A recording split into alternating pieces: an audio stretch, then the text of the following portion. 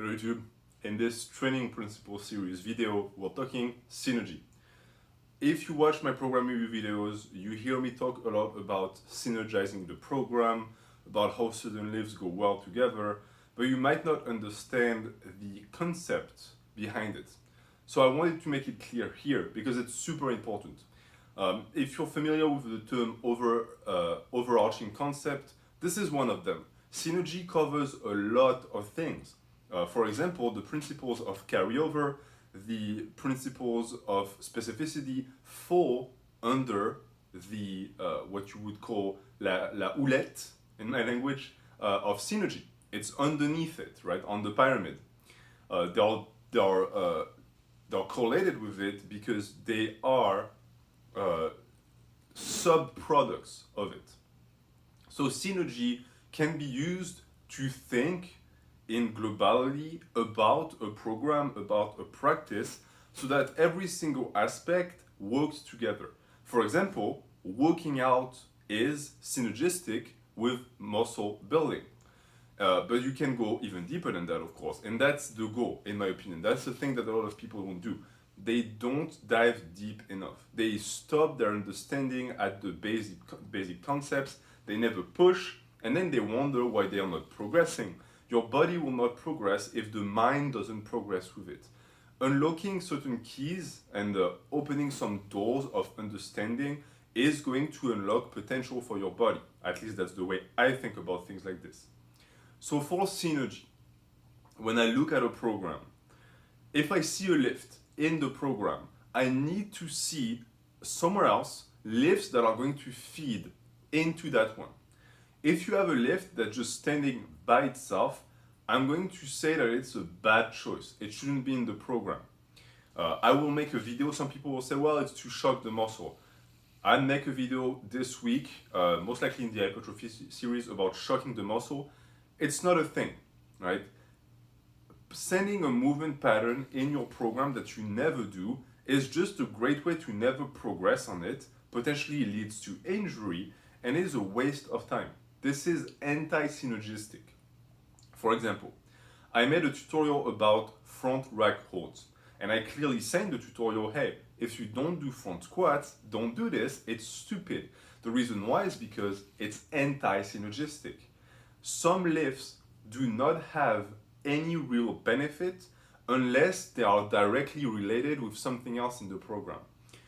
And then there are certain lifts that could exist by themselves, but you're still going to have some issues with progression on them and muscular hypertrophy because nothing is feeding them. They're just standing them by themselves. For example, if you do pose squats every 10 days, you might progress on it, but is your progression optimal? No.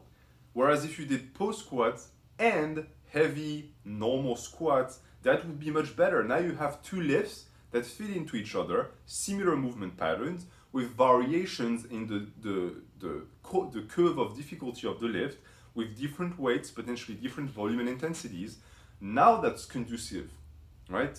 And the more lifts you have, the better, up to a point. Because synergy is neither good or bad. It just is. And if there is no synergy, it's most of the time bad, but if there's too much of it, it's also bad. Why? Well, because if you have 15 different variations of the squat, now that's too much. Because you're either going to be doing way too much volume on these, right? Or you're never going to actually practice the lifts because the lifts are always going to be rotating because you always need to have one out of the program at a time to be able to do all of that stuff. And when you look at it, if you look at the bigger picture, like Musashi would say, you would realize that you only practice that lift 3 times a year. That's not good. Frequency is low, and even though synergy is there, because there is no frequency, it's not good. So the principle of synergy is not all-powerful. It is still subject to the laws of volume, intensity, and frequency. These 3 are your lords. This is what makes or breaks your program. They're super important and you need to keep them in mind all the time. So when you apply synergy, you need to think to yourself, how much volume am I getting? How much of an intensity control do I have? What is the relationship between the two and what tonnage do I get? And what is the frequency on the lifts? How is the tonnage being applied over time? All of that is key. So that's one aspect of synergy. But it's not just that. It goes beyond just movement patterns. For example, certain lifts might not be the same movement pattern, but they still have synergy. A deadlift and a squat have synergy. Why? Because they both target the lower body. If you get stronger on your squat, you're going to get stronger on the deadlift up to a point. Of course, nothing is going to beat knee flexions at becoming better at knee flexion. And the closer you are in specificity to that lift, the more progress you're going to make, but the more of an overuse injury potential there is. That's another discussion based on synergy. This is also why synergy is not always good, because synergy is this, right? This is one lift, this is the other. This is pure synergy. They are super synergistic, but they're also very high on the overuse injury chart. If you do this, they're still aligned, there's still synergy, but that separation here might be just enough of a joint angle difference that it's not going to promote damage in the tendon. It's going to keep you injury free and still makes you stronger and push tonnage. The more you dive, the more of a synergy you can find in things that you wouldn't even believe. For example, foot stance. Your foot stance on the overhead press and on the squat, if they're similar, breeds synergy. Does that mean the overhead press makes you stronger at the squat? No, but there's still synergy there. The width with which you grab the bar on presses is synergy. The width with which you grab the bar on pulls is synergy. All of these are important because all of these are concepts that are going to be key when you program, because you need to keep it in mind. As far as expanding the concept of synergy outside of lifting, I could talk about that for hours, but your life also have concepts that need to synergize themselves so that you are more optimal and you're more proficient at them. But there's also the danger of too much synergy, because when it's too much, it's too much. Anything that is good in too high of a quantity is going to become a poison.